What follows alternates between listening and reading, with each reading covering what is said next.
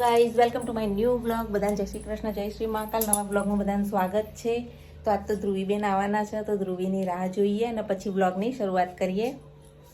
ધ્રુવીબેન આવી ગયા છીએ. કેવા રહ્યા પ્રસંગ? મજા આવી. મજા આવી? તબિયત પાણી? અમે તો જોરદાર રમ્યા હોળી.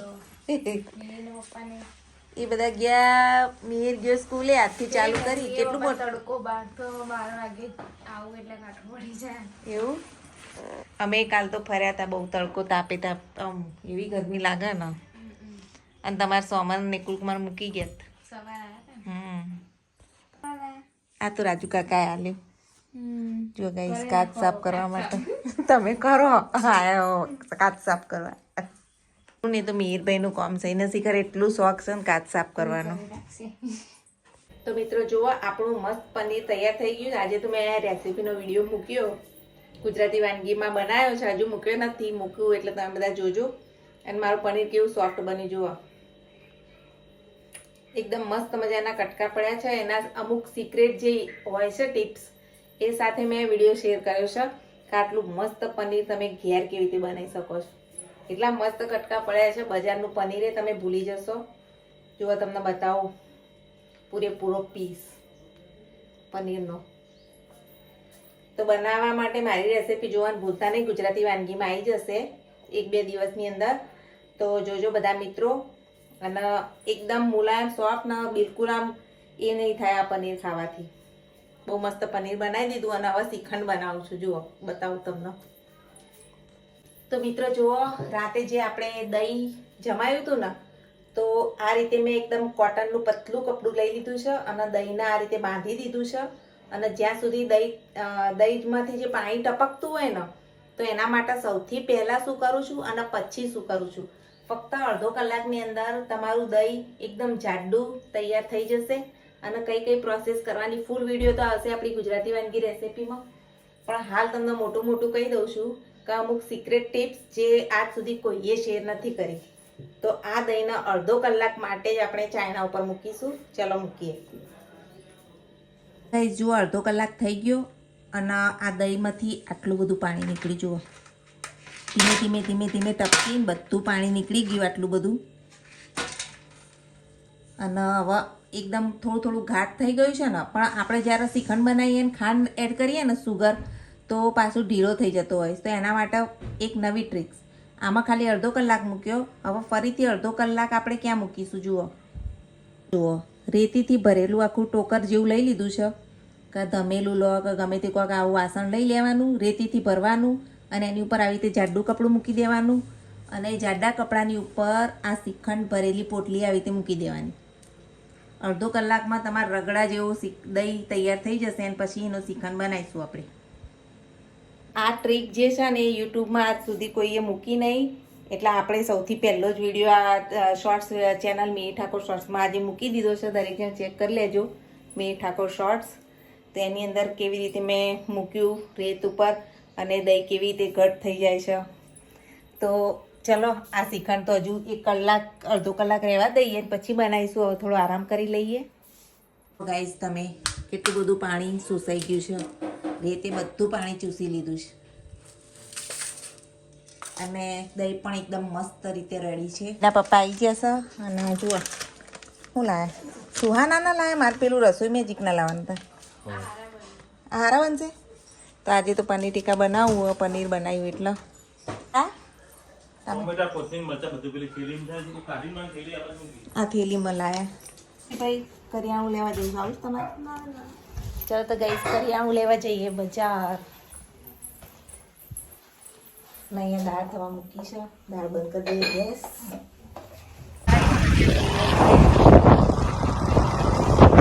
કરિયાણું લેવા જઈએ છીએ. આ ડ્રોઈંગ દોર્યા, મહેસાણાની દિવાલો ઉપરથી આ ડ્રોઈંગ દોર્યા. ડ્રોઈંગ કરેલા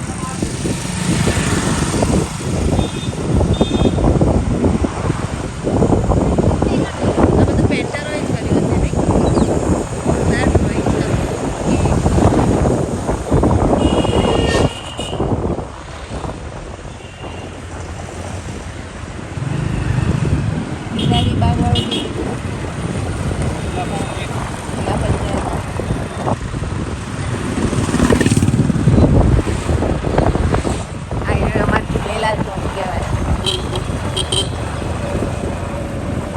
તળીબા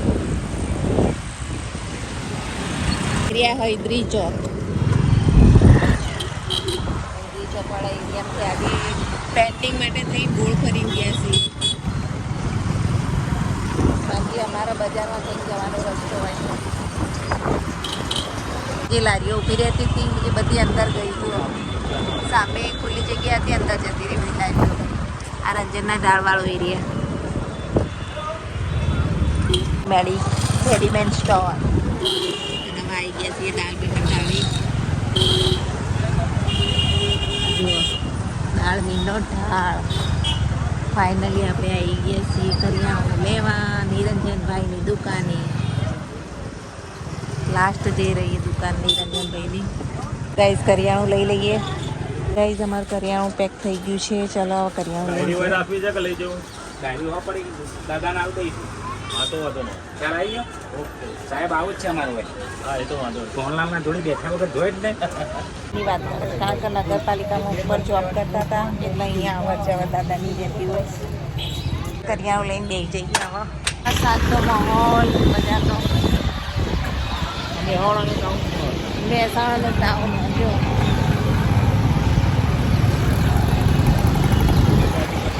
જય ગણપતિ બાપા. સુગંધાઓ હોટલ જેવી.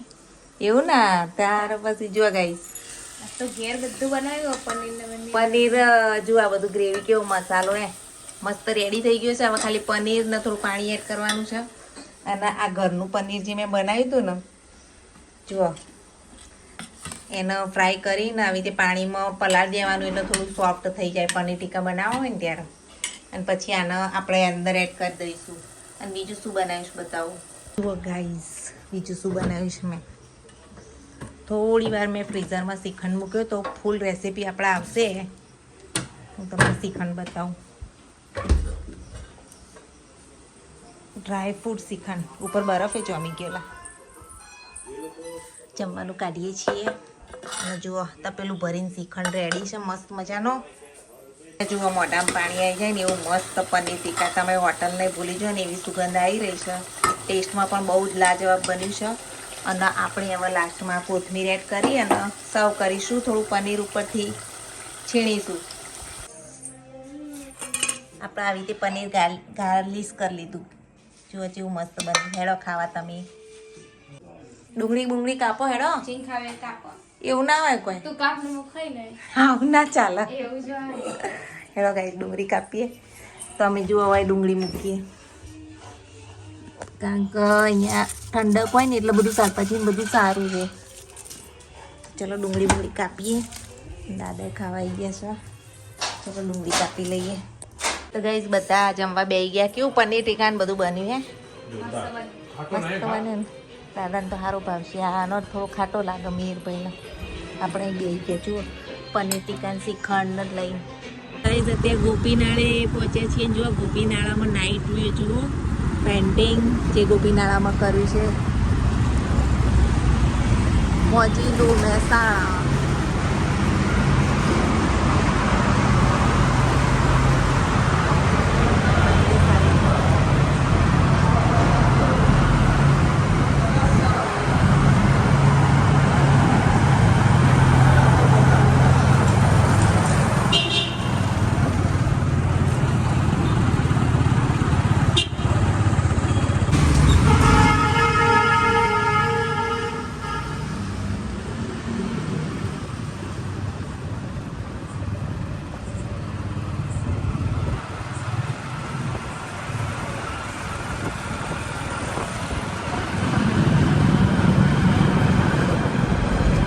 પરકાદેવીની આઈસ્ક્રીમ લેવા માટે અહીંયા ઊભા રહ્યા છીએ. પરકાદેવી લઈ લઈએ આઈસ્ક્રીમ.